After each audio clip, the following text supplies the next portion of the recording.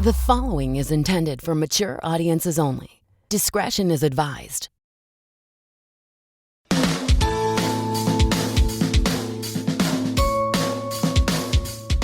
What's up, besties? This is episode 11 of Childlike at Best with Mike Valdes. And hey, would you know it? I am still the second part of that title. Before we get the show rolling, I just wanted to say that I will be opening for Nary Signs on August 18th at the Miami Improv. And it would be great if you could show up if you're in the Miami area. We would love to see you. Nary is absolutely hysterical. I met him at Florida SuperCon. He's opened for so many heavy hitters, for Arias Spears from Mad TV to Dave Chappelle. He's absolutely hysterical. You're going to love him. And I'm so thankful that he asked me to open the show for him. This episode is Adrian Gibbs. Adrian is the guitarist and singer-songwriter for one of my favorite bands, the Anchor Collective. We talk a lot about growing up as dirty, rotten church kids in a lot of ways. We talk about music. We talk about funny show stories, a lot of things like that. I really think that you guys are going to enjoy this episode. So without further ado, please enjoy my friend and the very amazing Adrian Gibbs. When your limbs are broken, you prefer to set the bones yourself. Your lips are tokens that you're giving away, you're giving away, you're giving. My hands are folded, I'll never make my father's favorite shelf. The love is old and it whittles away, whittles away. Again,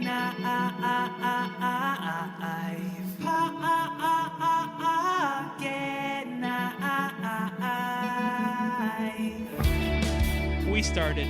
So, hey everybody, my name is Mike Valdes. That's not how we start, but this is Childlike at Best with Mike Valdes. And hey guys, guess what? I'm Mike Valdes.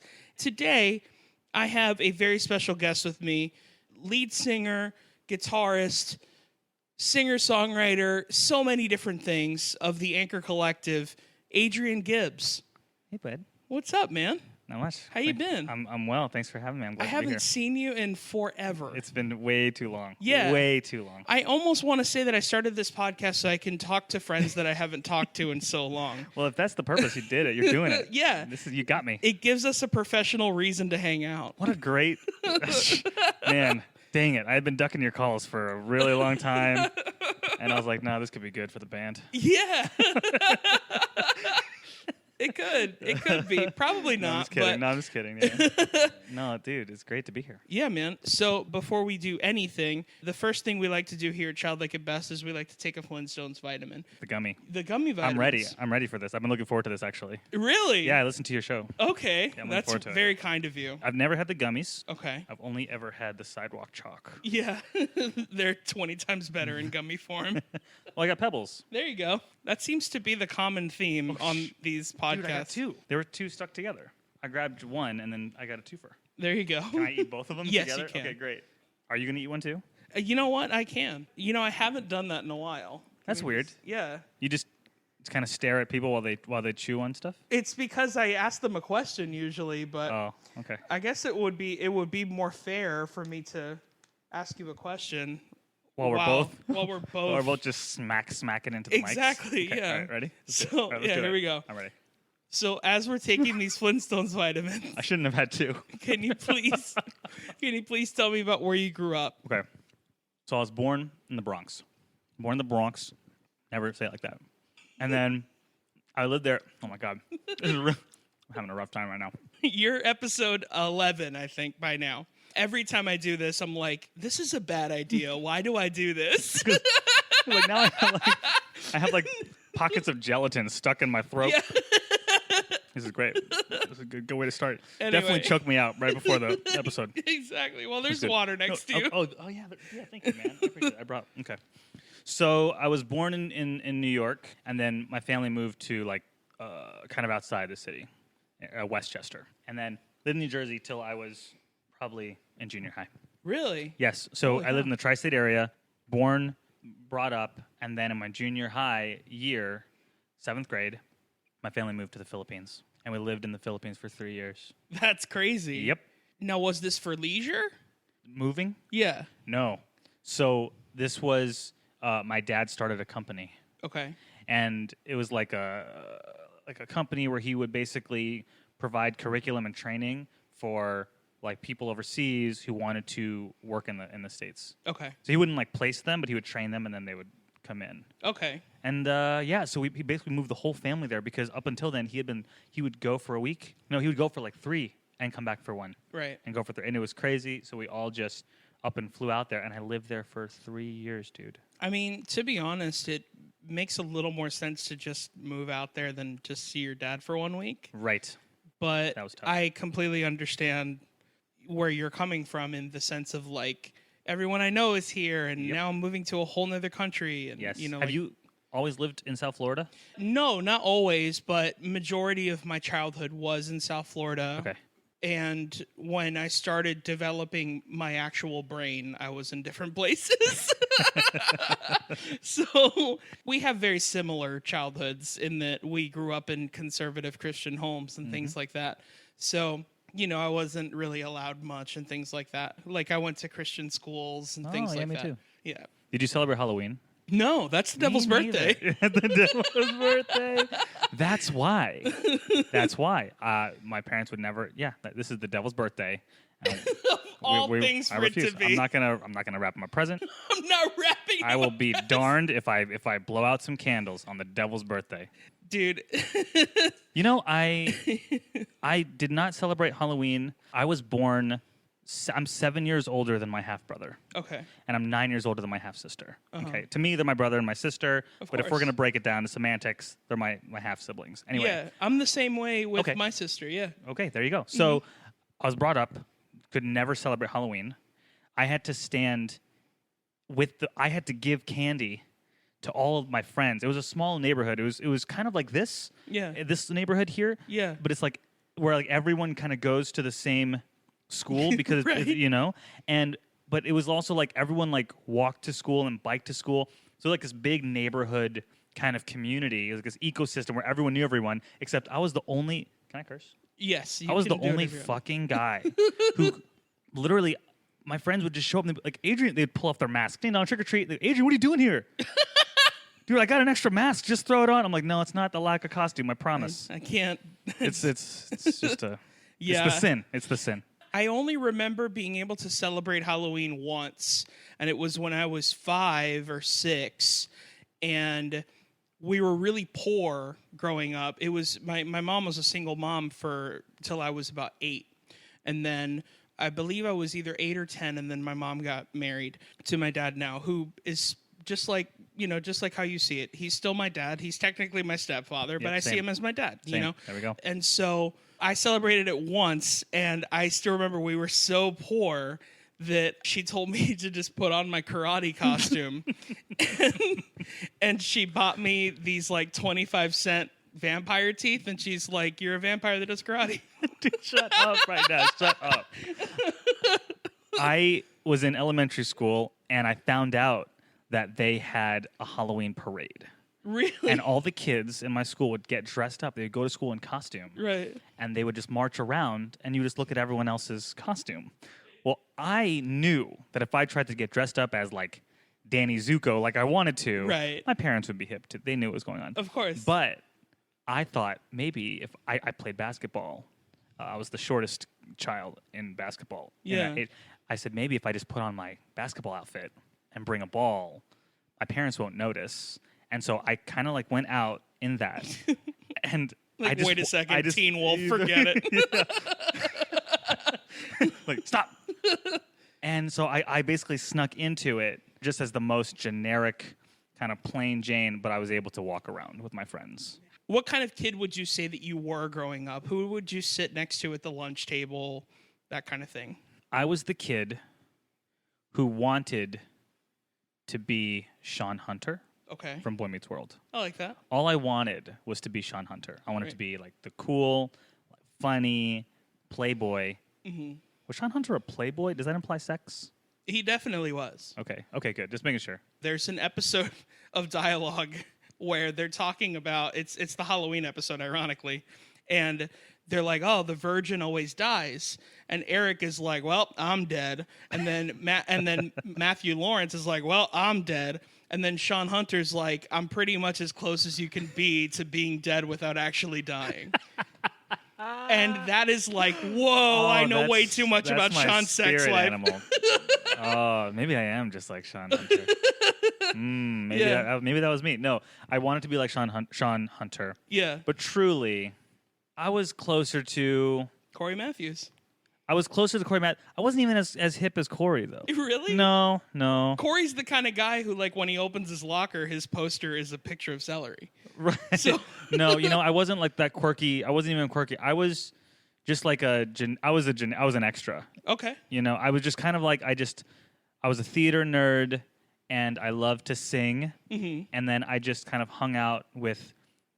I couldn't hang with like the kids who were like the loud, popular kids, and that sucks because I'm an extrovert. Yeah. So if I had a seat, I would sit there. Yeah. But I definitely never had a seat at that table. Yeah. So I would always just be the most popular, cool kid at the table of people who weren't considered cool. That's what it is. I was that. I was like the most outgoing, gregarious, loud, funny guy that wasn't the person that's known for that. I definitely relate to that. That's probably the closest to how I actually was as well, because I remember being able to sit with the cool kids maybe twice when I was in high school, and it was like, well, one kid got sick and we have an open space, so you seem pretty funny. Why don't you come rookie. me? And that's also the thing too. Like, I was also, there's like a difference between a class clown and a class comedian. Like the class clown is somebody who will run and like streak out in the football field, but the class comedian will tell that kid that it's funny. And that's who I was. Okay. Sure. But that kid gets all the glory. You know what I mean? Right, sure. Wow, yeah. Yeah, I wouldn't say I was the clown. I wouldn't say I was the comedian. If I'm thinking about elementary, middle, and junior high. Yeah. I was just kind of there. I was just kind of floating, man. I was just floating around. I was a ghost. From the way that it sounds as well, which is kind of the same as me, like if you can equate it to a Pokemon, like it's very like Ditto-esque in like you can kind of form into anything. Yes. If you want to hang with the band nerds, you can. Yep. If you want to hang out with the theater kids, you can. It's funny you say that. Yes, it's funny you say that because I've always felt that way. Yeah. I've always felt like I envy certain people who they can sit down and in a room like this, they are the exact same way as if they were talking to like the president of a company or something. Right. They are the same person. Or if you put them in a room of like grungy musicians, they act the exact same way as if you put them in a room with like a bunch of business people, right? I'm not that way. Yeah. I have always just been like, you put me in any room and I think it's like I don't know if you're an Enneagram guy. Do you know anything about the Enneagram? I don't think so, no. It's like a personality typing system. Okay. Like the Myers-Briggs. Okay. Whatever. It's really hip right now. I'll teach you all about it. Yeah. So there's this thing, and this one particular type, one characteristic of it is that you can basically put them in a room, and they will kind of chameleon to whoever they feel like they need to project in that room, and that's always been me. Always. Yeah, I definitely can relate to that for sure. So when you weren't at school, what were the things that you gravitated towards? Like, what were your fandoms? I watched a lot of TV, and I watched a lot of movies. What stands out for you? What TV stands out for me? Mm-hmm. Rocket Power. Okay. I wanted to be... Were they the Rockets? What was their name? Was their last name Rocket? Yeah, it was Otto Rocket. Okay, good. Otto Rocket. Yeah. See, I'm such an idiot. Here's what it is. I didn't love the show. I wasn't obsessed with the show, clearly, because I didn't know their freaking name. Yeah. But I remember that made such an impression on me because I was like, I want to be those kids. Yeah. I want to be those cool skater kids. That was, okay, Rocket Power, Tarzan, okay, Soap Shoes. Do you know what I'm talking about? This was who I wanted to be. I wanted to be a Rocket Power, Tarzan, Soap Shoe kid. Do you know what soap shoes are? What is soap shoes? How old are you, Mikey? I'm old enough, but like, what are soap shoes? All right, okay, look. Soap shoes, soap shoes are big, clunky skater shoes. You know, like the skater shoes? The big, clunky skater shoes. Yeah, like Airwalks. They're like Airwalks, Yeah. okay? But these came with a rubber, sometimes metal plate Okay. right in the sole. Right. in between the sole and the toe, and kids would wear them, and it's sloped, okay, and they would run, and then you hop up and you would grind down railways. Oh, cool. You've never heard of this? No, I've heard of Heelys. I've heard of all that stuff. Okay, but Heelys. This was before Heelys. Yeah. This was the first. This was the OG Heely, and there were 2 kids in my middle school who had soaps. Yeah. And they would run, and then they would just grind down, and the crowd goes wild. Of course. I want it to be that so freaking bad. Yeah. My parents would never let me do it. I definitely remember in the 90s there was like a Skechers commercial where these kids would like run in their shoes and then they would skid and then sparks would come out of their shoes. Yeah. I mean, granted, it was probably just like Lights. Yeah, like marketing for the commercial. It probably had nothing to do with like whether the shoe actually did that or not. I would hope that they didn't do that. Yeah, well, I thought they did. So I was like, oh man, these are going to be cool, you know? You buy them and you try to run against bullies and nothing happens. Right. Like, How did the house burn down? Well, I was running, I kicked off my shoes real quick. Yeah. And that was it. Remember LA Lights? That's how the house burned down. LA Lights, yep. Was it LA Lights or LA Gears? I can't remember. I don't know. I never had the cool stuff, man. I always had the off-brand. Sure. My parents didn't even get. I had Payless Converse. You had the Kansas Gears. Yeah, right. Definitely not L.A. No chance. Yeah. I just never had I never had like the stuff. Mm-hmm. It would always be like the tangential, like off-brand. Sure, okay? I can So I relate never to that. had Chuck Taylor All Stars. Yeah. We had like the Payless version of them. Yeah. Ball Stars. Yeah. Ball Stars. Ball Stars is the name of a porno. It's the name of the porn parody for Space Jam. For I was sure. gonna say that. Like, Space Jam. I was gonna say that. Everybody get up. Everybody get up. That still works on It's 2 levels. time to slam now. It still works, dude. This is Yeah, gold. you're welcome. Anyway, you're welcome, Internet.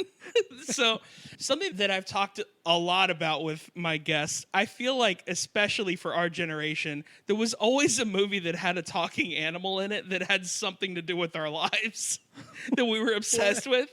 Okay, You tell know? me. Give me an example. What's yours? What's one for you? Mine, he didn't talk, but mine was Free Willy. Like, I loved Free Willy. Free Willy. I loved Free Willy. Yeah, Free Willy was great. Dunstan Checks In is another one that's really great for me. Also, another thing for me, because I was in a bubble, I know way too much about family movies. So I've heard of family movies that no one's ever heard of. Like, I know about a movie called Slappy and the Stinkers. Like, no one's ever seen that movie. I wish, I've been with you all the way up to Slappy. This is where we diverge, my friend. It was literally the same plot to Free Willy, except it was with a sea lion. It was like little kids that went to a summer camp and they tried to free this sea lion, essentially. And That's cute. hijinks. That's Was basically. Was there something about 90s movies where it was like cool to be the rebel kid? Oh, yeah. Why was that? I don't know. Always the coolest kids were like the kids who had like torn up stuff. They go upstairs to the room, like, Mom, shut up. They Yeah. throw their stuff, their backpack, and like the room is like covered in posters, Yeah. And they're just eating Totinos. I didn't realize it until I became an adult. You really start to realize that children's television is predicated on adults looking stupid. Yes. Because it's just like the adult is always a bumbling idiot that doesn't know what to do with their child. Right. And it's just like, you blew up a bank. Like, Right. All right, Kevin, we're going to go now. We're going to go across the country, but definitely not take a look and see just to make sure. Yeah. Have you ever seen the movie Blank Check? I did see the movie. I mean, it was so long ago. Dude, this kid commits fraud. Like, this kid commits fraud against a bank, against the government. Who else is in that? Who's the bumbling adult in this movie? There's many, because there's like Does he gang have members in it that are trying to follow him. There's a dad that's really stupid as well. There you go. Okay, great. Because the dad is like, you need to start your own business, but the kid's 11 years old. And so all the kid wants is his own room so he can start freaking exploring himself like a regular 11-year-old kid. And the dad's like, get your own job. And he's like, I'm 11. And then he gets upset because the kid gets $1 million and then buys the house that's like across the street that looks like a castle, which definitely costs more than $1 million. But anyway, he buys this house that looks like a castle, And then he's like, "Oh man, Preston's never at the house anymore. I'm really starting to feel bad about what I said." And it's Oh my like, gosh. you gotta be kidding me, dude. That's the plot of Blank Check? Dude, not only that, the reason why that movie's so frustrating, the kid doesn't get in trouble at the end of the movie at all. It's awful. Anyway, that's a lot of movies from the 90s. A lot of kids' movies from the 90s anyway. What about music, though? Like, what was... I don't know if it was forced on you, but I'm sure you listened to a lot of Christian music. I did listen to a lot of Christian music. I listened to so much Christian music. Oh, boy. I don't think I had a CD until I was in probably 7th grade. Okay? Yeah. You know what? That's a lie. I had CDs. They were given to me. Sure. Okay? So I had probably 3 DC Talk records. Okay. Remember DC Talk? Yes, I do. Decent Christian talk. Is that what that is? That's what it is. No. Is it bad that I never knew that? Decent No, Christian it's not. talk. Okay, I'm with it. I'm hip. I mean, it's not hip at all, but sure. They're back together. Are they really? I think they're touring on like a cruise. Of course they are. You know what I really want? You know what's the perfect vacation? Probably getting on a cruise with Decent Christian Talk. Just to watch the same 3 guys singing. So I did listen to a lot of DC Talk. I listened to Carmen. Remember Carmen? Dude. Did you listen to Carmen? Unfortunately, okay, let's get yes. Carmen. Okay, for the listener that doesn't know who Carmen is. Addicted to Jesus. He was not a singer. It was music in the sense of there was music that was played. He looked like he owned a pizzeria. He looked like he owned real estate to pizzerias. He looked like, are you looking to buy a pizzeria? Call me, Carmen. I also have a Christian music album. I am also the single most highest selling single Christian solo. He's like one of the highest. Yeah, one of the highest selling guys, and he doesn't even sing really. He Not just really. like talks. Yeah. Also, just to reiterate, he doesn't rap. He talks. Mm-hmm. He quite literally, as if you were to put a beat to this podcast. Yep. That's what he does. That's what he. And then he'll get a little hook in, and sometimes it's him, sometimes it's Petra, but it will be a jam. Sometimes it's jam. Petra. I like to. I hope that if someone. There we go. Petra. Petra's great if you've never heard of Journey. But anyway, Why is that? What can we talk about? Can we talk about this? Of Can we talk course. about the phenomenon of Christian music, like the 90s? I would love to, because I never 2000? get to talk to anyone about this. Okay, great. I want to understand, what was it about, in your opinion, what was it about Christian music? I feel like there was a whole genre, where people would go, hey, if you like this band, then you're really going to like this Christian version of this band. They look the same, they sound the same. If you like Eminem, you'll like KJ52. KJ52, that's right. If you like Blink-182, you'll love Relient K. Relient K. You know? So I if completely you know. liked, I don't know, I don't listen to enough ska, but if you like ska, then you'll love the OC Supertones. Listen to OC Supertones? Yeah, I Bum, used to. bum. To be fair, though, I think that the biggest, probably the only change that anyone ever made to Christian music, in my opinion, was Tooth and Nail Records, because Yes. Tooth and Nail actually signed bands that sounded different.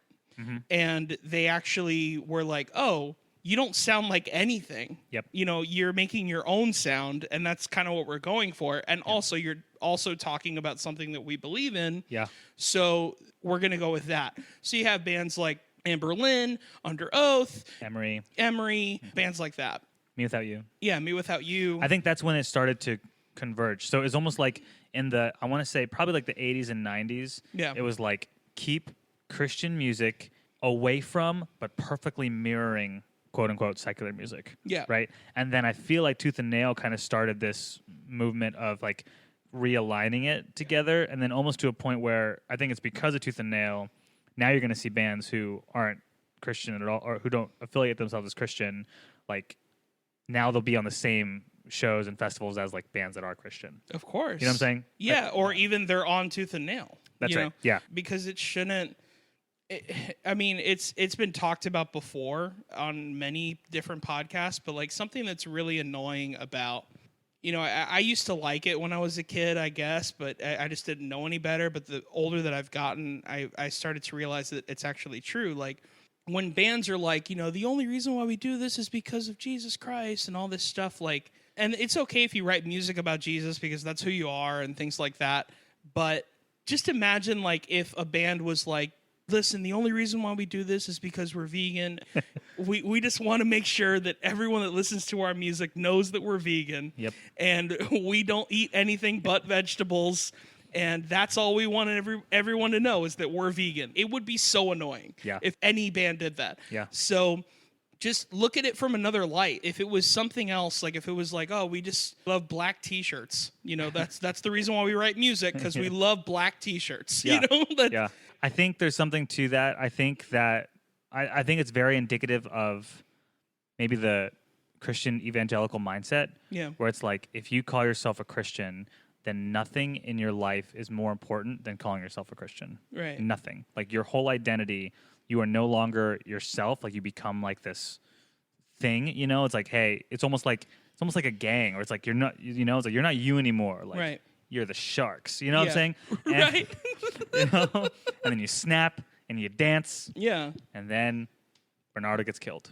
I don't know, man. It's harder for me to like get into that stuff the older that I get, especially also being a musician, because it just seems hack to me. No, it just does. And I think that what happens though is that what happens is that if you identify your whole persona as Christian and everything you do has to fall under this umbrella of Christian. If I'm a musician, I'm not a musician. I'm a Christian musician. Or if I'm a clothing line, if you do all these things, it's almost like you are almost limiting yourself to just kind of one. Like, I am blue. I can be a bunch of different shades of blue, but I'm only blue. When I believe that every single person is so much more than that. Every single person, we are not just one mechanic of belief. We are an entire holistic experience. And if you're not careful, if you only see yourself that way, then guess what? You're only going to see anyone else that way. Yeah. You're in, you're out. You're saved, you're lost. You're Republican, you're Democrat. No one, and it starts with you, right? So how you do anything is how you do everything. So if I identify myself with one specific aspect of me, then I can't ever be surprised when I lump everyone else by one specific category of them. I definitely agree with that. Moving on, let's talk about music. Do you remember having to like sneak CDs? Yeah. Yeah? Yep. I have stories. I have stories. I think one of the first records I bought at Walmart, apart from my parents knowing I bought it. I bought 3 records all at once, okay? I had just gotten some money, and I bought 3 albums that were non-Christian. I bought All Killer No Filler by Sum 41. Okay. I bought So Long Astoria by the Ataris. And I bought Enema of the State by Blink-182. Okay. Those are like the 3. I think those are like the 3 of them that I was like really all about. Sure. And I go to my friend's house, who was the pastor's kid. Mm-hmm. And I'm like, dude, I have these new records that I think you're going to love. He didn't really care much for them. He actually was like a tooth and nail guy. So I was definitely feeling more of like a pop punk thing. And he was into like Under Oath, and it was great. Well, anyway, I didn't realize that I left my Enema of the State record right on top of my bag. And when his mom came in to clean the room, she was mortified. Pastor's wife. She was mortified. He was mortified. How dare you show cleavage, okay? Yeah. And so they pulled me aside, and it was me, my buddy, in the room with his dad, the pastor of our church.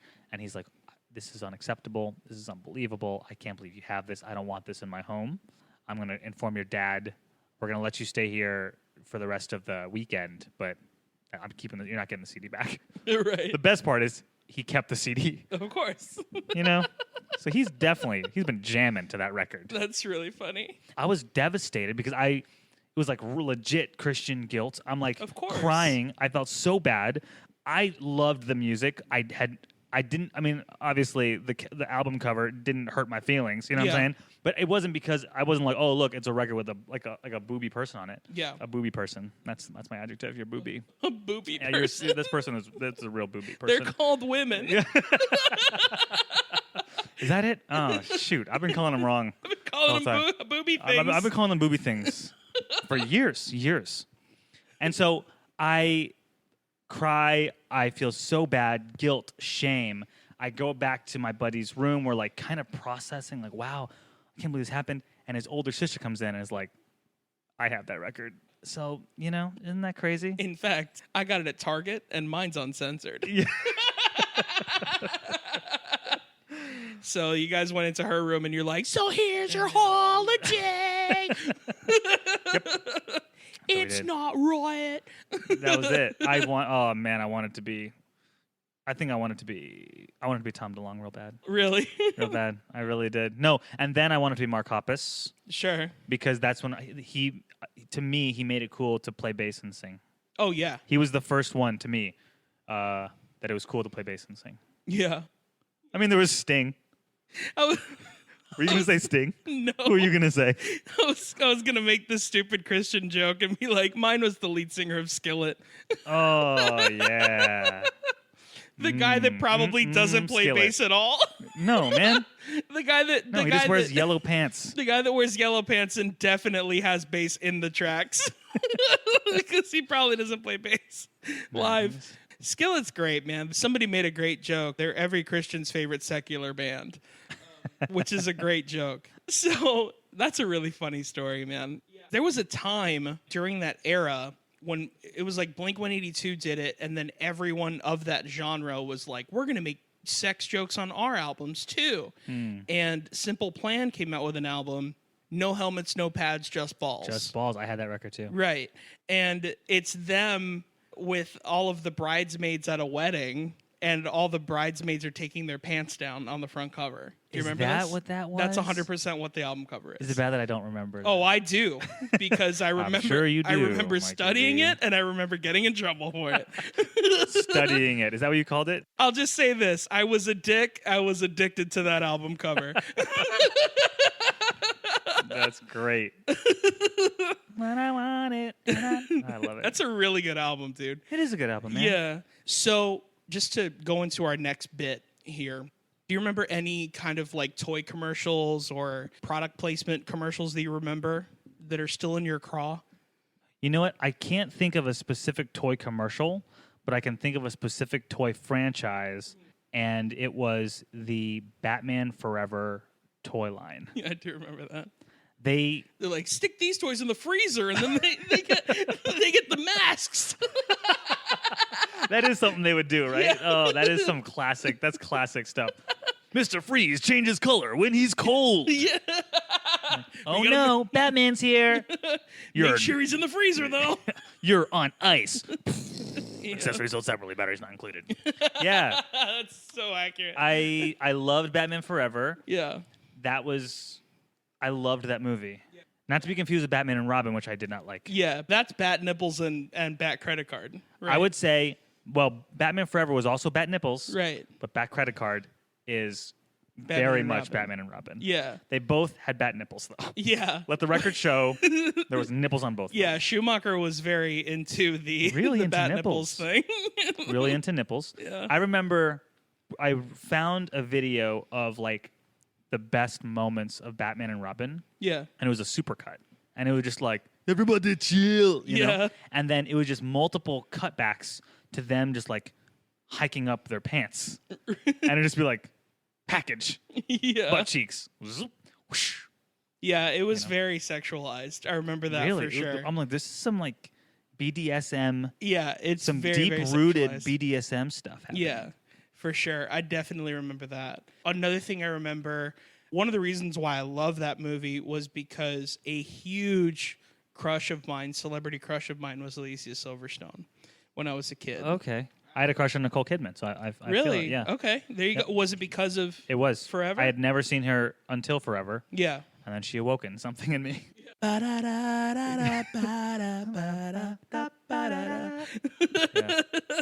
like it. Could you imagine? Anyway, so what kind of breakfast cereal did you like?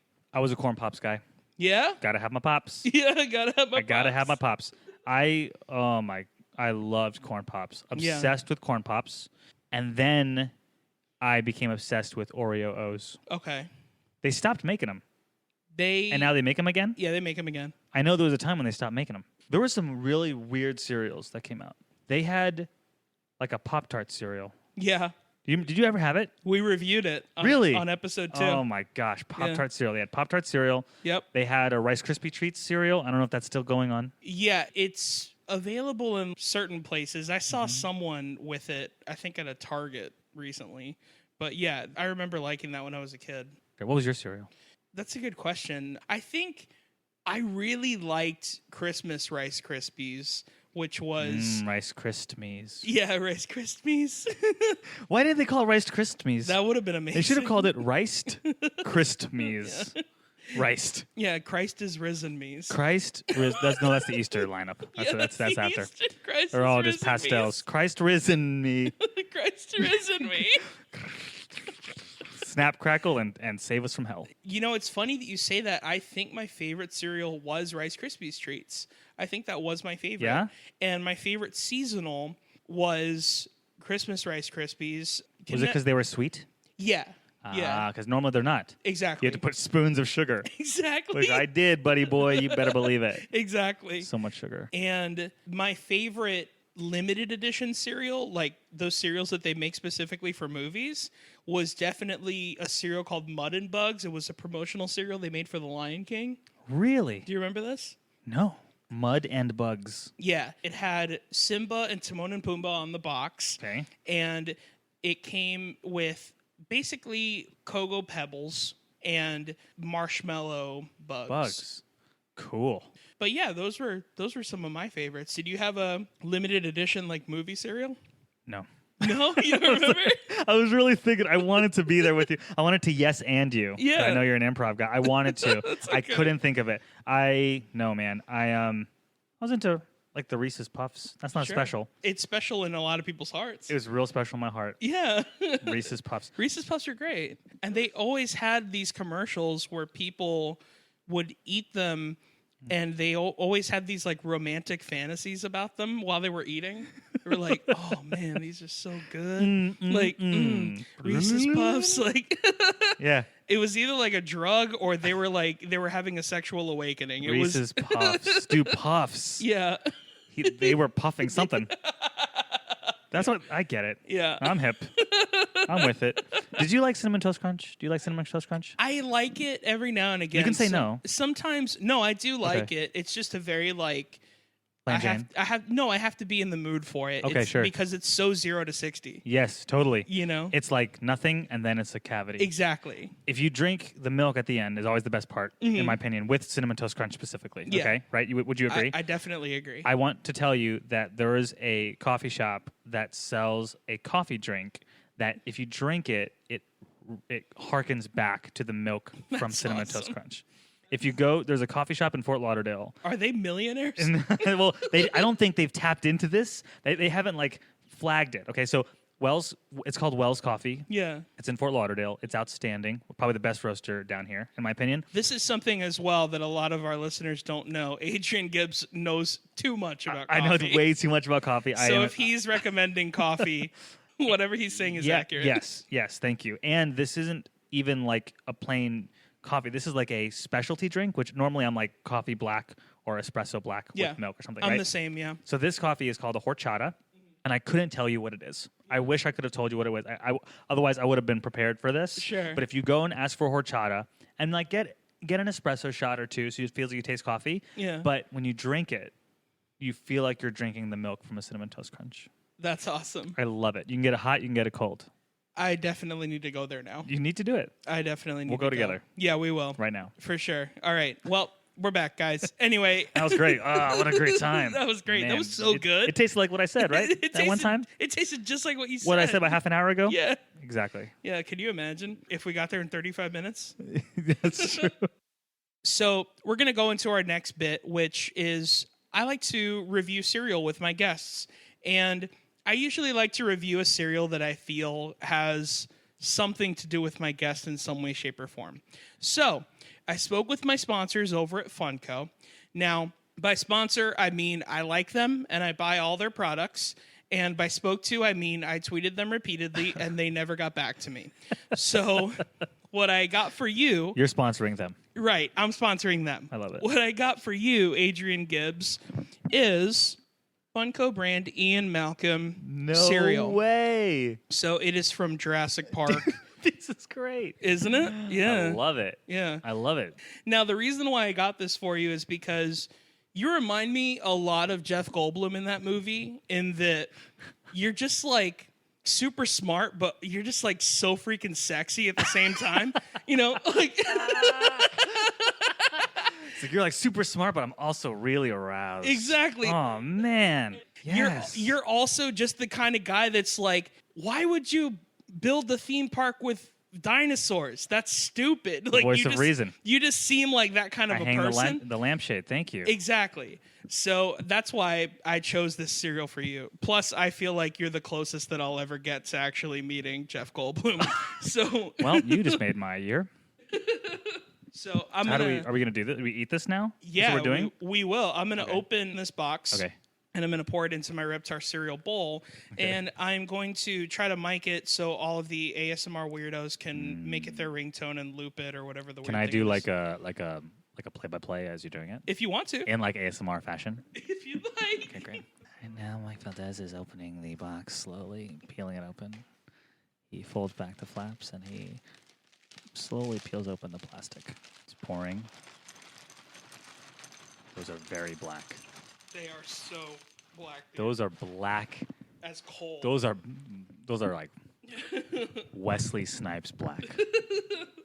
I'm only putting a little bit because These look like prunes. dude, it's gonna. They are shiny. These are prunes. It's gonna make your poop look so black, dude. So that's why I'm only putting a little bit for this review.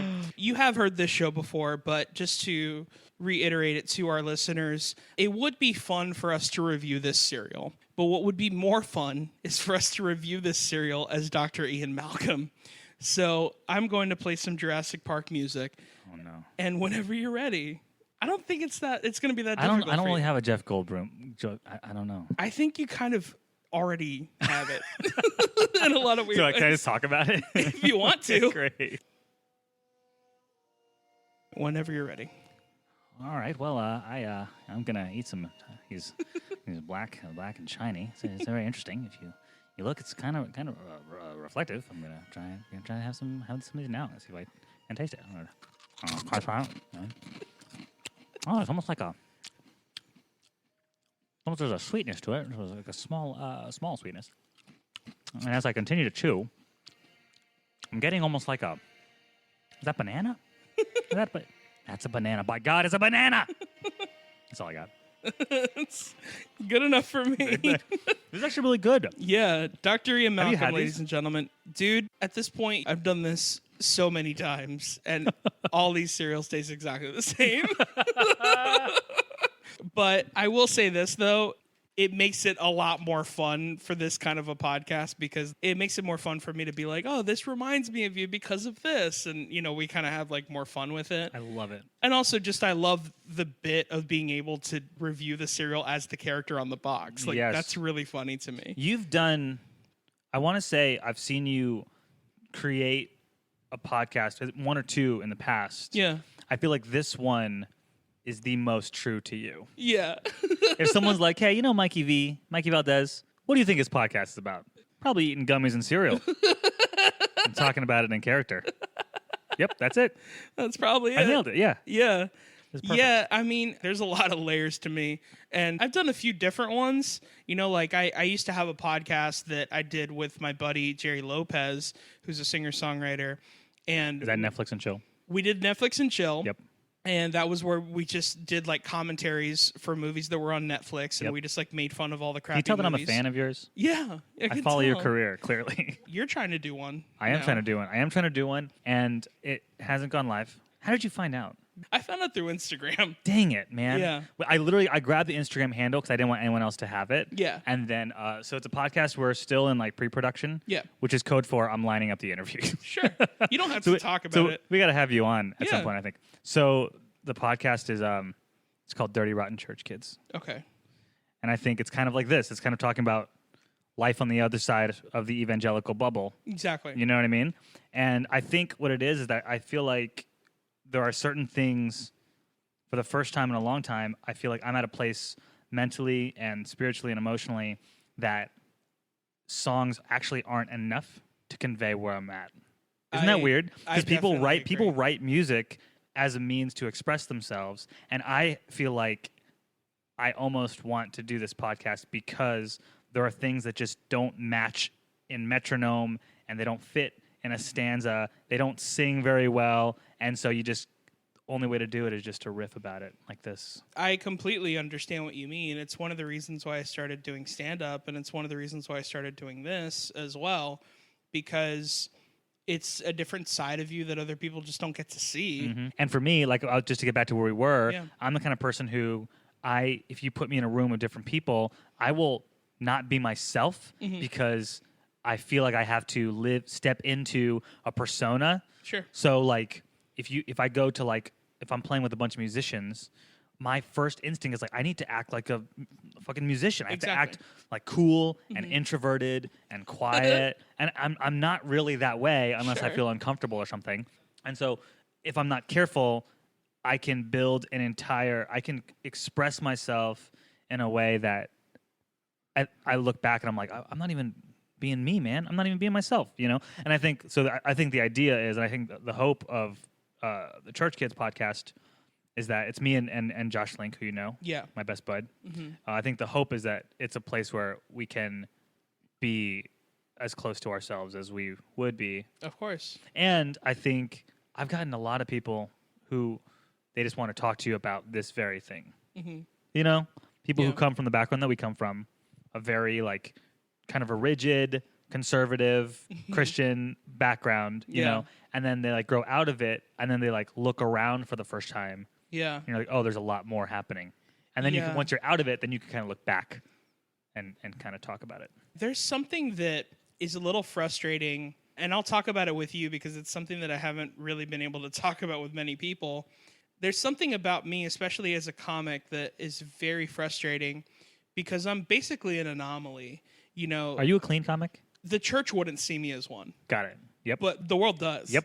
I know that feeling. You know what I mean? I know exactly that feeling. That's how we are as a band. The world 100% sees me as like, oh, he's probably a Christian. Yeah. But any church would be like, well, we're not going to have that sin in our house. Yeah. You know? No, that's the Anchor Collective for sure. And so like, it's just like, I'm this weird anomaly, and it's freaking frustrating, dude. There's this thing that I want to talk about on stage, and I just feel like it's something that I feel like only the church would understand, but the church wouldn't laugh at it because it's church. Okay. You know what I mean?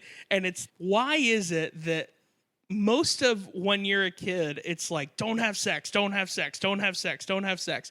And then the moment that you get married, everybody's like, go have sex, go have sex. Have you had sex yet? Go have sex. Why do you care so much about my sex life? That's right. That's right. And it's like sex is gross. Sex is disgusting. Yeah. Sex is vile. Save it for your wife. Which, by the way, my wife is smoking hot. My wife's smoking. And that's not totally weird for the 12-year-olds that have random boners right now. Like, hey, I'm on stage with my wife, and you can't see her butt the way I can see her butt. But boy, is it great. Let's open your Bibles to the book of Job. Yeah. Where he went through a lot of trials and tribulations with his wife. For having boners. Yeah. Yeah, and like, another thing that's been frustrating me lately is I've been serving at like different churches and things, and I love it. And you've been playing? Yeah. Playing music, cool. I play music there and stuff like that, and I love doing it. Sure. But I also feel like there's a lot of people that put masks on, and I'm just at a point in my life where I just don't want to do that. Yeah, of course. I'm just who I am all the time. Yeah. For example, when I can't remember how old I was, but like I said crap one time at church. And somebody on stage? No, okay. No, not even in the auditorium, just like outside of the church. Sure. And like one of the deacons was like, hey, you know, you can't say crap in church. Literally he said the word crap? Yeah, he told literally says, hey, okay, you can't say crap in church. I'm like, dude, I believe in a God that's bigger than caring about what I say. Yeah. You know, like he knows my intentions. That's funny. When I say things. Sure. I think that's, and you know what, actually, so I guess I want to know, how long have you played music at a church? Have you done that for a long time, or did you just start doing it? No, I've been playing music at church since... I asked because I was about 13 or 12. 12 or 13. Probably around 13 or 14. Yeah. For sure. Keyboard or guitar? both. Starting with guitar, then I played piano, Got it. most of it, and Sure. then piano and sang. So for I most of the time. played bass, and then I played guitar because I wanted to sing. Right. So You I couldn't- couldn't sing and play bass because listen, only Mark Hoppus could do that. Oh my gosh. No, I lacked the ability. I couldn't do it. I didn't have enough internal rhythm. Oh, okay. To be I thought it was the church. No, being no, like, no. We don't do that. You definitely cannot sing and play bass. We don't do That's that the here. devil's talent. Yeah, we don't do that here at Crystal Methodist Church. Crystal Methodist. Yeah, so I actually I asked because I'm the same way where I grew up playing music in church, and on one hand, if it weren't for playing music in church, I wouldn't have the kind of the exercise, Of course. and I wouldn't have cut my teeth on songwriting and learning what sounds good to my ears, Yeah. what doesn't sound good to my ears. If it weren't for playing music in church, then I wouldn't have. I don't think the Anchor Collective I know for sure wouldn't exist Yeah. because we all met at a church 10 years ago. Yeah. In fact, it's a collective of people that met at a church All called met the at- Anchor. Called the Anchor. That's Yeah. why it's called the Anchor That's Collective. yeah, exactly. Really unique. I know. Really clever. We dug real deep to come up with that name. My band name is Mike Valdes and the Noise. So Yeah, you know what? Yours only is half of the name was hard. yeah. The noise is about as on the nose as you can get. What do Yeah. you call this? I mean, it's music. No, but what is music? It's like the noise. Yeah, Got take it. I love it. I love it. No, but I led worship at a church for a long time. Yeah. And for those who aren't in the church world, leading worship is code for just the person who sings first and who tells everyone else when to sing and what. And when to stand and sit down. When to stand, when to sit down, when to close your eyes, when to lift him up. And I did that for years, man. Years and years. And I stopped doing it for probably the same reason that what you're talking about, where there's this feeling of like, I can't be a human being today. Right. Sometimes I felt that way. Yeah. And not because anyone necessarily made me feel this way. Yeah. This was just me. So I really wasn't church burned. I don't think I have been in the past, but Sure. that's not Same why here. I stopped doing it. But like it was almost like there was this unspoken, unwritten expectation that you have to be on. Like you have to be on. If you're the church guy and you're on the stage and you're singing, then you have to be on. Yeah. You can't have any doubt. You can't have any fear. You can't ever think that certain things are bullshit. Like, you can't do it. You Yeah. know? And I think it was almost easier for me. I'm the kind of person who I won't fight you. I'll just leave. You know? Yeah. I was that kind of guy who I'm just like I won't fight you. I'll just kind of step away. Yeah. I don't know, man. I'm also just like done with talking to people that are just like talking to me because they feel like they have to, if that makes any sense. Say more about that. What do you mean? Well, I might be wrong in this, and granted, it could be my ignorance, and I hope I'm wrong. Dude, this is a safe space. It's just you, me, and the internet. That's true. And the internet has never been wrong. But it feels to me that many churches and many people at churches kind of go up to people that are usually on stage because they feel like they have to, kind of just like hey, like you Hey, know, brother. hey brother, like Yeah. and it's just like, look, you don't have to talk to me. I only say that because I have this like thing where I can see people's eyes and I can just feel that they're not really wanting to talk to me. Of course. Maybe it's me. Maybe Yeah. I'm being a jerk. I don't know. No, and to mirror that, it's also a pretty shitty feeling when you feel like you're in a position where you are obligated to talk to people who you don't want to talk to. Yeah. That's a thing too, man. Like you got to kind of make your rounds and you got to talk to everybody. Yeah. And some days you feel like doing that, or some days you don't, man. And I think that's the thing. It's all the same stuff. This is what it is. It's called being human. You know, Yeah. I don't get along with everybody. There Yeah. are people who don't get along with me, and I can be nice to you, but The best metaphor that I can give the listener is if you're the worship leader at a church, and especially if it's like a mega church, if it's a big church, it feels like every Sunday is a wedding. yeah. And you have to go around to every single table thanking them for coming to your wedding. That is I have experienced. At least once, right? Sure, Where no, for sure. The day you got married. I experienced one time that exact metaphor Yeah. once. Yeah. Every other time, not quite, but close. It just feels like that, where it's just Yeah. like, oh my gosh. I talk to everybody. Yeah. And I think too is that there is that, again, this sort of like rarely will people say it. Hey, Mikey didn't come and talk to me today. That's weird of him. How dare he? He's singing about the Lord. But people will leave a church and then they'll say something like, didn't feel welcomed. Yeah. 1 star. I'm also not saying that only in church. Everywhere. I've gotten that just being a lead singer in a band. Yeah, interesting. And not talking to certain people, you know, and then that person Facebook messaging me Like, Mike Valdes is an asshole. and being like, hey, like I was here and you know, whatever. And I was like, hey, listen, I feel really bad that I did that, but I try to explain it, you know, to them where it's 100% true. Where me specifically, when I am in what I call show mode, Yes. I very rarely see people I even recognize. I know. Because I'm just in show mode. I'm the same way.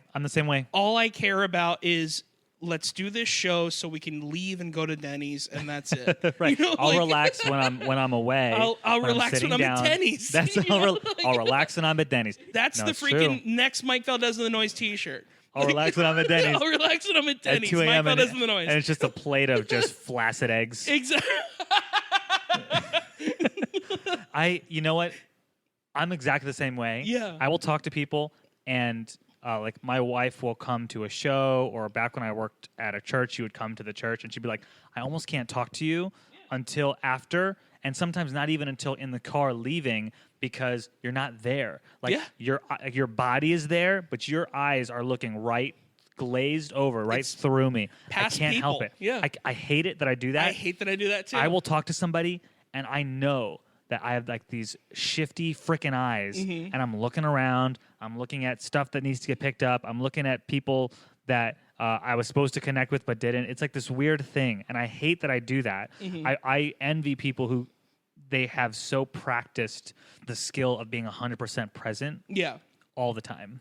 Yeah. And that's something I'm working on, man. I want to be that. I want to be the guy who's like, the most important person in your life is the person that's right in front of you right now. Yeah. The most important moment, the only moment that matters is the moment that you're living in right now. Like, people who can do that, who are tapped into that, to me, there's church happening in that moment, right? Yeah. Like, there is something like divine happening if you are completely present with the person completely in front of you.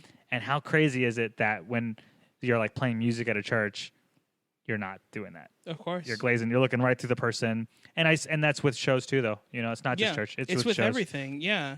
I have a funny story about that too, but go ahead. And do your thing. Yeah. Well, we'll get back to that because I definitely want some funny stories from both ends, from the church end of it, from all of it. But another thing that really frustrates me as well is sometimes when you're doing like the whole fellowship before church, I like to call it the pop culture roundup from Christian eyes.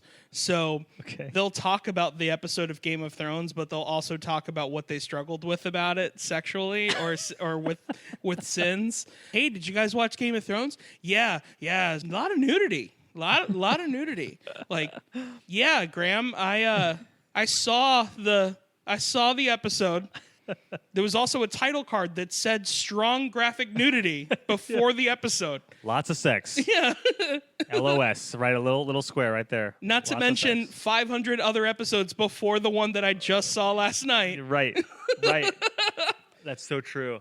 It's almost like you can talk about something with other Christians. But you have to predicate what you have find to predicate wrong it. about You have to be like, before you say it, I also want you to know that I don't agree. The thing that really bothers me, it like kind of bothers me, but I guess I would, if it didn't bother me, I wouldn't be talking about it. But I mean, you know this because we're friends and you know me and you know what I'm trying to do and things like that. But to most musicians, they're like, they see me and they're like, oh, well, Mikey's a stand-up comedian, you know?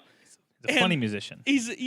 And then to stand-ups, they're like, oh, he's a singer-songwriter, you know? He's a singer boy trying to be funny. Exactly. Jim Gaffigan. Exactly. And so it's just like really frustrating. So for example, you know, and also it's just a lot of what I do, you know, more recently has been comedy, just because comedy is a lot easier to do because all you really need is a microphone. Yes. You don't have to bring your band. That's it's right. a lot easier to do comedy. Sure. So I've been doing that a lot more lately than playing music. I say no usually unless it's a really big gig.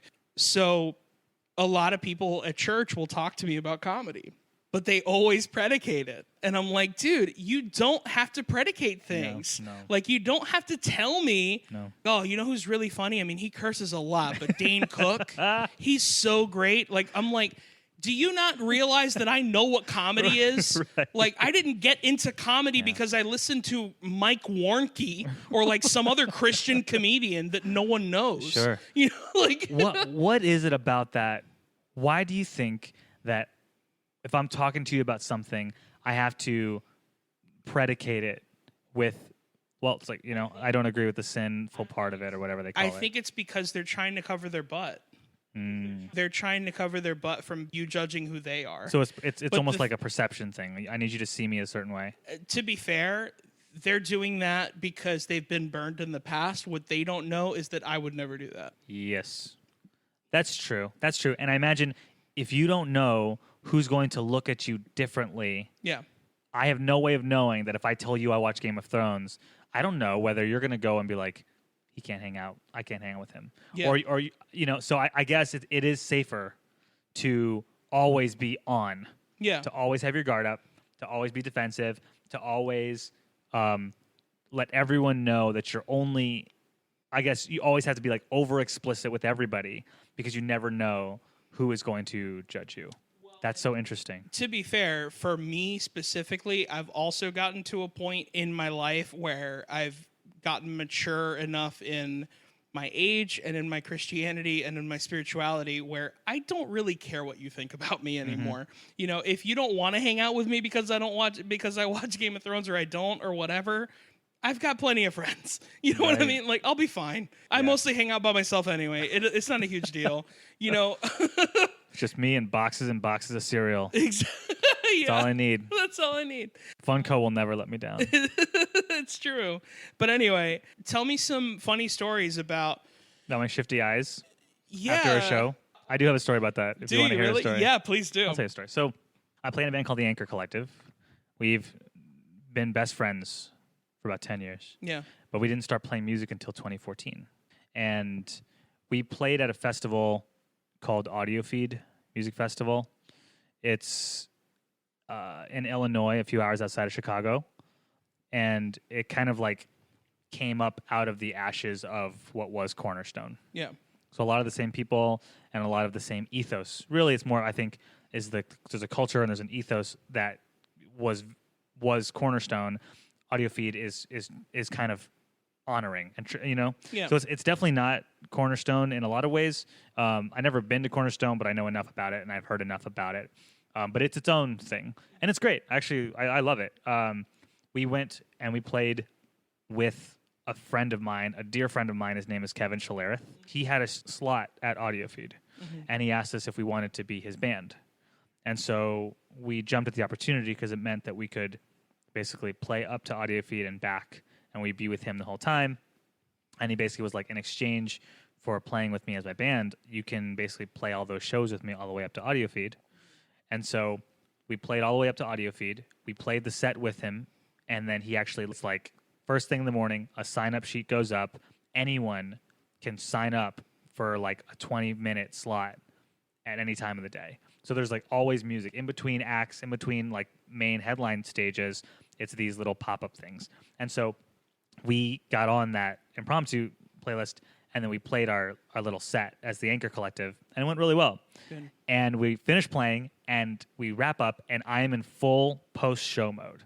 I'm like, get on, get off. There's another person coming up in 5 minutes. It was one of those really quick set turnaround.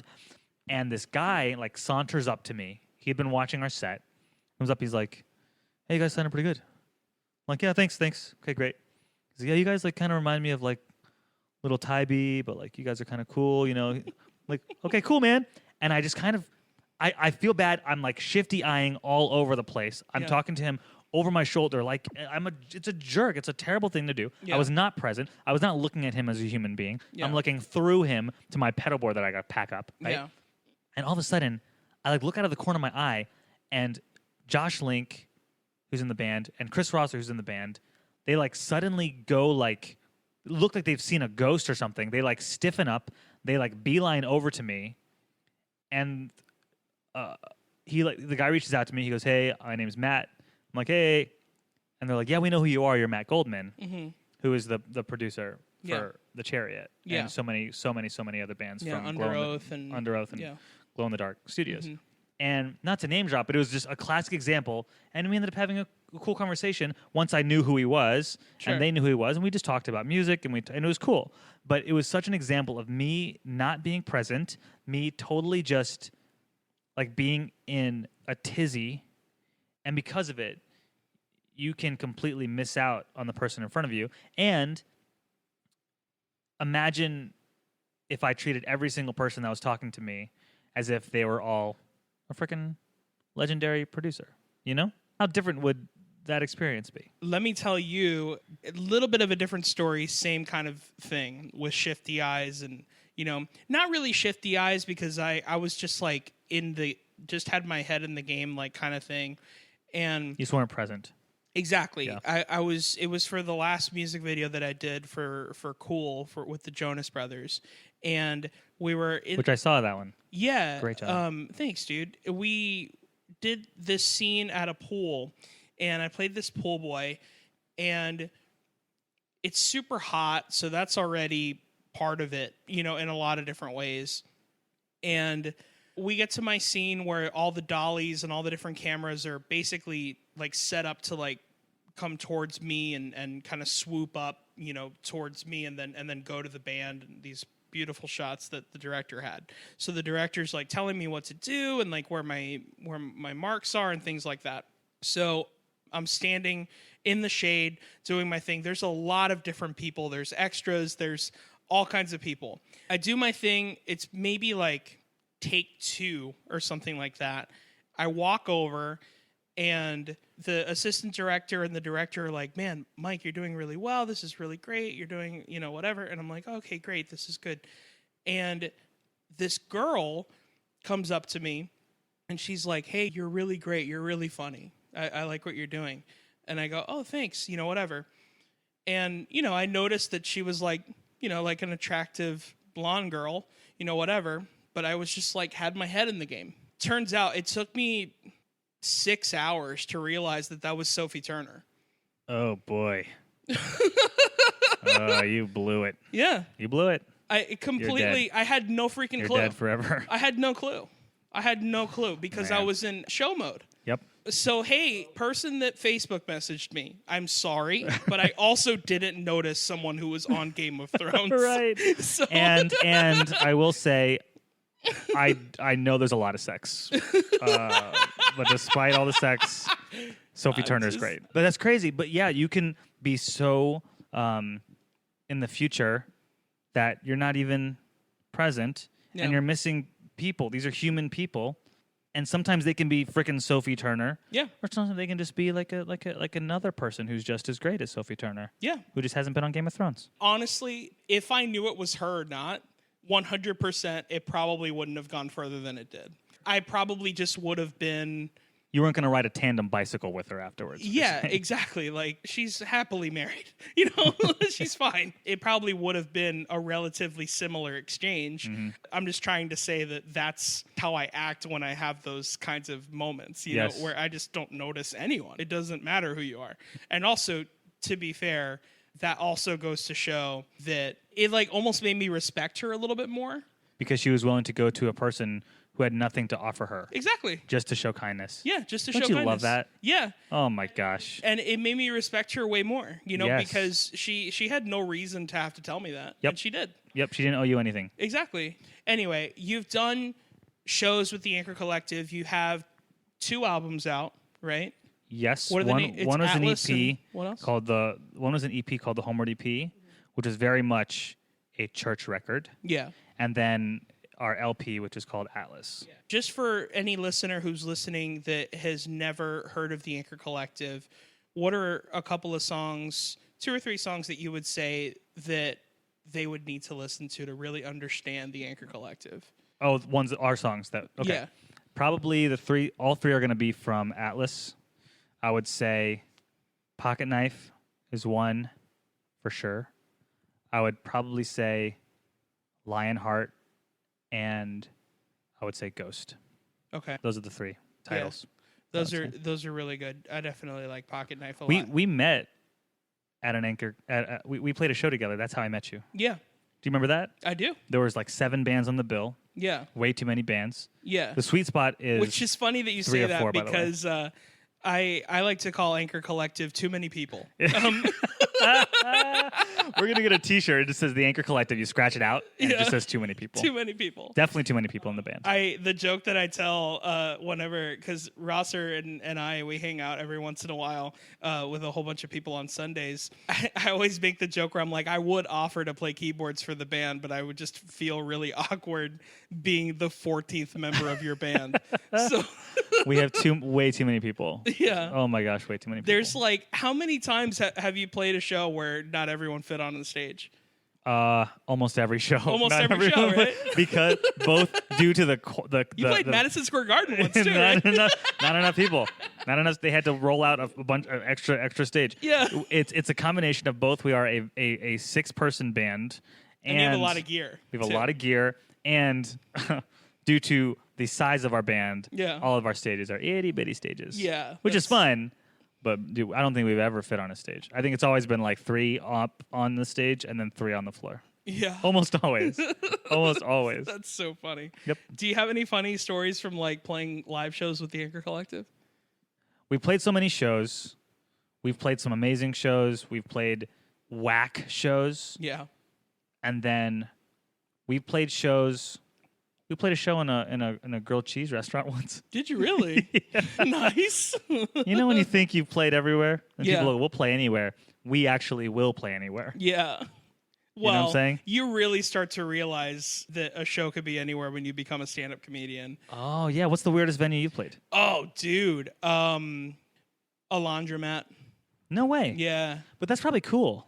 Like, I would totally play a show in a laundromat. Like, as the anchor, we would totally play a show in a laundromat if it was like, this is the vibe. Yes, there's 2 kinds of ways that it could go. One is that there's people that like the show, period. Like, they're like, oh, I know the brand of the show, or I know the brand of this band, so I'm going to go and support this band or support this show and see the comedians that I want to see.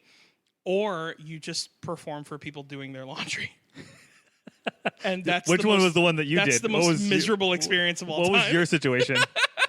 Were you My- like, excuse me, miss, you don't have enough change. Just stop counting.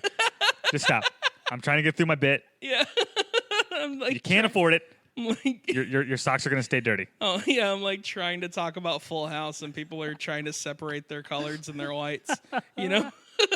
No, it was the opposite. Thank God. It was the thing about LA that really spoiled me when I came back here was people are so hungry to find the next big thing in LA that they will go to shows where they don't know who anyone is. Sure. Just And I because they felt that want to way- be at the ground level Exactly. for where art is happening. And I felt that way when I was playing music, and I Cool. felt that way when I was doing stand-up. That's super cool. I really enjoyed all of the alt shows, you know, that I would always play. But Now down here, it's almost like you're not Kevin Hart. yeah, either for comedy, it's like you're not Kevin Hart, and for bands, it's like, why would I go see a band when I can just play my own show because I'm in a band? You know? Yes, that's right. You know, the thing is, everyone in Miami thinks they're the next big thing. That's the problem. You know, Interesting. Wow, that's an interesting perspective. that's how I see it. I could be Sure. wrong, and I hope I am, but that's how it feels. Yeah. You know, No, that makes a lot of sense. Well, it's because everyone's an influencer. yeah, Everyone can do in their own mind, and I'm just as guilty as anybody else. It's like I can do that too. dude. Give me a computer and the internet. I can do everything you do. So why would I give you special attention or give you credit for something that I can do right now? Man, Isn't that crazy? Let me tell you, I was telling my best friend this story. I forget what podcast I was listening to, but they were talking to the creator of Instagram, and he was like, do you understand that I can go into my app and delete the codes from this app ever existing, and it would ruin millions of people's lives? It would ruin them. Wow, that's so true. And People that who is have made their so life. sad. Yeah. Well, that's true. Well, think about, I mean, if Instagram went away the way that Vine just went away, I feel like Instagram more than Vine, people make a living on Instagram more than they do on Vine. You know, same thing with like YouTube. If those things just disappeared, a lot of resumes would be being flown around. Yeah. A lot of people looking to work at Starbucks. Really, really weird, man. There's some other show that you guys played. I want to say I did a comedy show there, but it's this coffee shop called Undergrounds, and it's ironic because it's upstairs. You remember that place? Yep.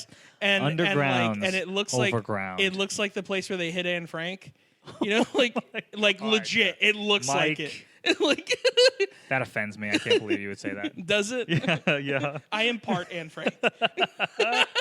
No, You like pull out a diary, like yeah, that's right. It's funny you say that. I also write diaries. What if you just were like, "Hey, what are you passionate about?" Well, I consider myself a little bit like Anne Frank. Why? Oh my God. I journal frequently. I journal. You're like, I don't think you understand exactly what she represents, but go ahead. I don't think you understand. I think you're missing what she was going for. But sure, man. Yeah. Yeah. Yes, we did play. Were you on that show? I wasn't on that show. But you played it there. I've played there before. Mm-hmm. I did comedy there. I've done music there. What is the least? Sorry to interrupt you. No, you're good. What is the worst music show that you've ever had to play? That's so. Can we swap war stories a little bit? Yeah, dude. That's what I wanted to do. The worst. I'm glad that you're asking this question. It's tough, man. I've talked about a few. The worst comedy show that I've ever done, I talked about on the episode with Luis Diaz. If you've never heard it, you can go back and listen to that. That's the one. That's a doozy. That's the one where somebody bent over and like his butt touched your face. His balls touched my face. He tapped me with the Dude, his ball sack. I had to stop washing dishes when I was listening to that. Yeah. That was a great portion of that episode. I'm really glad that made you laugh because that actually happened. So it was the worst. It was the worst show I've ever played. So the good thing about that show is that no show will ever be worse than that. Of course, yeah, no, of course. Of course. Still not as bad as someone's balls getting hit on my face. Right. So Yep. yeah, music shows, man, that's really tough. I mean, I want to say the most awkward show I've ever played was one time I played a show that nobody came to. Nobody was there. And the sound guy left. You know what's funny? Is I knew you were going to say that show. Really? How did you know? Because we talked about this before. Have we really? I just wanted to know if maybe there was a worse show than that one. For music, that's probably the most like embarrassing. So literally, you get there, no one's in the room. Yeah. It's you and the sound guy for your time slot. Yeah. And you start playing. Yeah. And he walks out. Yeah, he walked out because he wanted to have a cigarette or whatever. And did you keep playing? Yeah, I just kept playing. I was just like, oh, whatever. It was a free rehearsal. Yeah, exactly. Oh, man. It was real bad. We've never been shut out where it's like singing to an empty room, but we've cut it pretty damn close. To be honest, though, for me, it's like there's like the ego side of me is like, man, that sucks. Like nobody was there. Yeah. You know, whatever. But then like the empathetic side of me is like, I'm so thankful that my band wasn't there and it was just me. It was just you, right? Yeah. Yeah. You know, because if my band was there, I would have felt so bad that You'd they feel were like you broke your, you break your heart for sure. You want to hear mine? Yeah, please. Maybe it'll open another story. I've been playing music for so freaking long, and I have so many stories that I forget things sometimes, and I don't know. You know, I don't think this was the worst show I've ever played, but I will say it was just probably it was just a bummer. Yeah. Because we had done pretty well with turnout. We've always done like pretty okay with people coming through to see us. And this was a show that was about an hour away from home, and we weren't going to play it. And this guy was like, "Hey, my band is actually breaking up, and this is our going away show. So we would love for you guys to play with us." And I was like, "Sure, you know, if there's something emotionally significant about a band's last show, and I feel like you think very carefully about who you ask to play with you." Because it's kind of like, these are the people who I want to be seared into my memory as the last show we play. Of course. So we go there, we play. We're getting ready to play. And I asked him, I said, so like, when are we going on? And he goes, oh, well, we're going to, it was like, first of all, they put way too many bands on the bill, which is like a classic DIY thing. Yeah. And then they go, it's going to be this band, then we're going to play, and then you're going to play. Oh, no. I'm like, oh. So well, I thought, since it's, you guys are, going away, I thought it would be kind of your thing. He's like, no, man, we just, want us to enjoy it and enjoy your music. And, we want you guys to kind of wrap the night out. I already said yes. We're doing it as a kindness, so I'm not going to say no to that. Well, all that to say that the show started about an hour late, which is also a DIY thing. Yeah. It was rounding midnight. The band goes up as their last show. And let me tell you, it was a great show because they played their fucking heart out. Mm-hmm. Okay? They were like sweating, spitting on the stage, like jumping into each other. People were going nuts, and it was amazing. And then they were like, thank you guys so much. We're going to get burritos. or something like that. And literally just everyone just stood up and just walked out. Even the people who came to see us were like, dude, I'm so sorry, but like we can't stay. It's getting kind of late. And I never feel bad when someone can't stay at a show. Like everyone has, just the fact that you came just to give me a hug, of course, is a huge deal, right? No one, you don't deserve anything. No one owes you anything. Yeah. But we get there and like the whole crowd, everyone just gets up and walks out, and we just play to we just play to the bartender. Oh my gosh. Like a couple bartenders. I think there's maybe one person from the bill, a buddy of mine named Corey from a band called Beggars. I think he stuck around. Yeah. I think that was it. I love Corey. He's a good dude. Yeah. Yeah, he's a good dude. I don't think I've seen his band yet. I know I've heard their Well, you're music. never going to see Beggars because they broke up. Oh, did they really? Yeah, R.I.P. Oh my gosh. I know. No, knowing Corey, he'll probably have another band. No, I think he some has point. a new project coming. Yeah. Man, this has been an episode, dude. Holy cow. Yeah, this has been fun. This has been really freaking fun. Where can people find you, Adrian? So I'm on Instagram, Adrian Gibbs with no vowels, ADRNGBBS. My band is called The Anchor Collective. It's on The Anchor Collective on Instagram, Facebook, Spotify. We also have a Bandcamp. And the new podcast, Dirty Rotten Church Kids. You can go ahead and follow it. We don't have anything on there yet. Yeah. Dirty Rotten Church Kids. And then I think Dirty Rotten CK on Twitter. We just did a Twitter thing. And then once we get this first season kind of rolling, we'll go ahead and drop it. You'll be the first to know, buddy boy. Yeah, for sure. That sounds really great. All right, and for me, you can follow me on Instagram at Mike Valdes, on Twitter at I am Mike Valdes. You can go to whoismikevaldes.com to find out the answer to that question. And subscribe to the podcast. Let your friends know so we can just grow this family. That's it. Have a great week. Thank you so much for listening. Bye, besties.